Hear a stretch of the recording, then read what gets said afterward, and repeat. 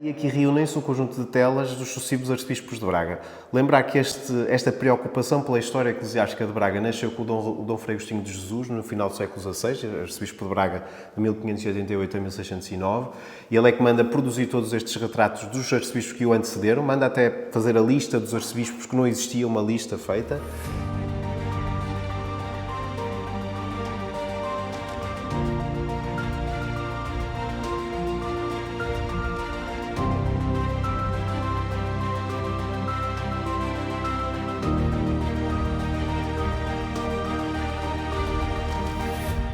Continuamos então nos Passos de Francisco, aqui com Rui Ferreira, e estamos na Galeria dos Arcebispos. Conta um pouco para nós da galeria, Rui.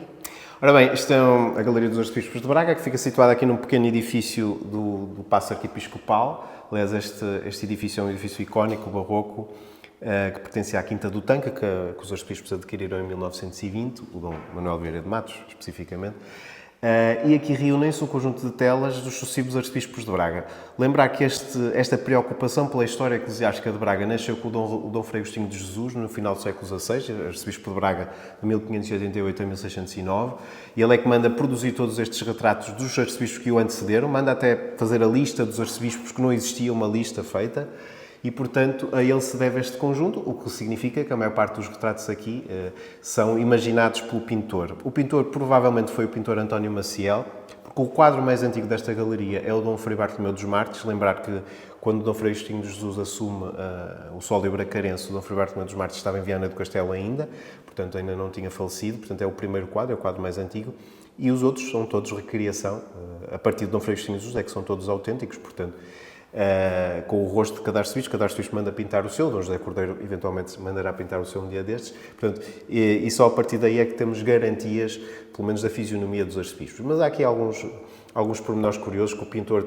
atendeu, nomeadamente os que foram canonizados popularmente, alguns deles estão vestidos com vestes pontificais.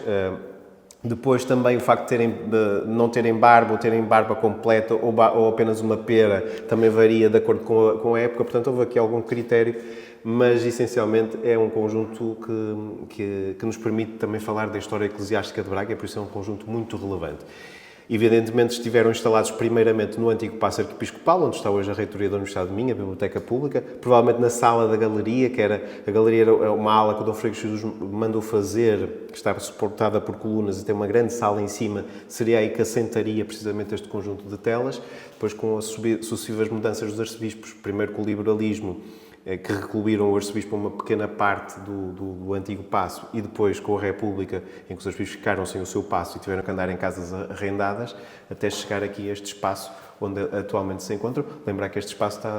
é possível visitá-lo mediante marcação com o Museu Pio XII. Então, nós estamos aqui, além de dar nota da riqueza desse espaço, nós também vamos falar dos arcebispos franciscanos. Exatamente, é por isso que estamos aqui hoje, no âmbito deste ano franciscano, evocar os arcebispos de Braga, que foram 6 arcebispos de Braga que pertenceram aos franciscanos, portanto, nomeadamente 5 à Ordem dos Frades Menores, um deles da Ordem dos Descalços, né, que foi o Dom Frei Miguel da Madre de Deus, já no século XIX, e um deles da Terceira Ordem Regular da Penitência, que é o Dom Frei Caetano Brandão. Mas o primeiro arcebispo, digamos, franciscano da história eclesiástica de Braga foi bastante cedo, aliás. A Ordem Franciscana é fundada no século XIII, e ainda no século XIII tivemos um arcebispo da Ordem dos Frades Menores, que foi o Dom Frei Telo, portanto foi arcebispo de Braga de 1278 a 1292, portanto até uma prelazia longa, e portanto não há grandes factos notórios da sua prelazia, mas efetivamente é o primeiro franciscano a assumir o sólio bracarense. Depois tivemos outros 5, uns mais interventivos que outros, e é disso que vamos falar também. Então, por exemplo, no piso de cima, exatamente. Está certo, obrigada.